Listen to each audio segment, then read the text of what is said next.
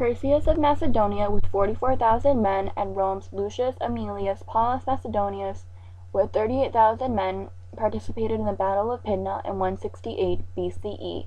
Rome dispatched 8,350 soldiers under Scorpio to march towards the coast. This was intended to mislead Perseus.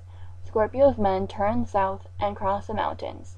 He intended to attack Macedonia's rear. Perseus heard of this from a Roman deserter. He sent 12,000 men to block Scorpio under Milo.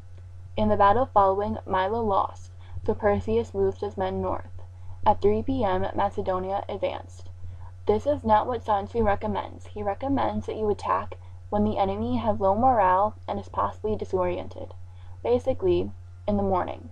Rome was unable to get through the phalanx, so they were pushed back. However, there was uneven terrain which caused a break in the phalanx.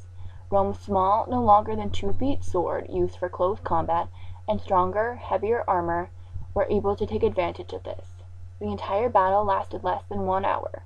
Perseus retreated, which made him a coward in his soldiers' eyes. The casualties were high. Macedonia had 25,000, and Rome had 1,000. Obviously, Macedonia lost.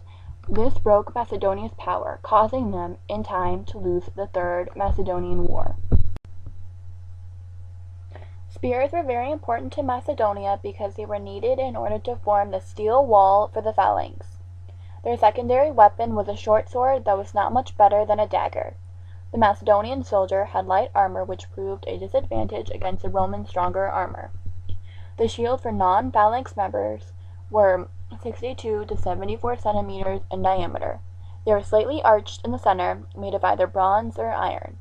The inside was either wood or leather.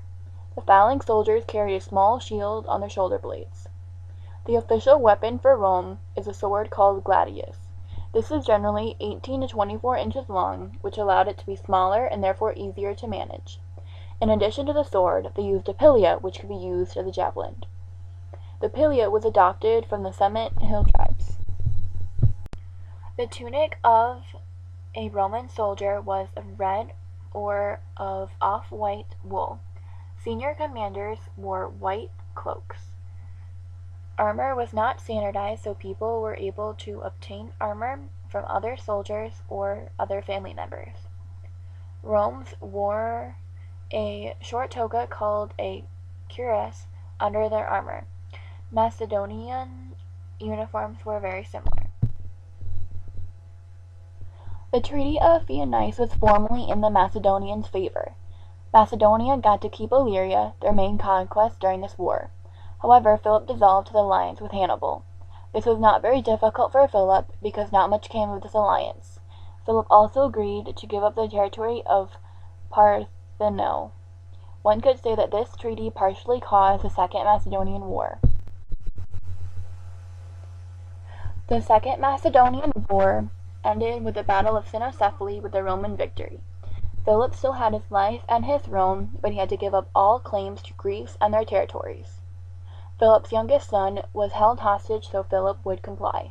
Although Macedonia was technically an independent state, it was basically a territory of Rome. It never regained control in the Mediterranean. The Third Macedonian War ended when Perseus surrendered after the Roman victory in the Battle of Pydna. Perseus was sent to a small town in Italy called Alba Fucin, where he lived in miserable conditions. Macedonia was divided into 4 republics, where they could not trade amongst each other. Many magistrates of significance were sent to live in misery with Perseus. The Illyrian kingdom, an ally of Perseus, was broken up in a similar manner to Macedonia. Epirus, who gave aid to Macedonia, was punished the most because Paulus wanted to make an example of them.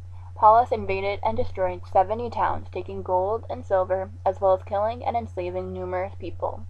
These countries changed a great deal because of the Macedonian War, with different borders, populations, and resolutions.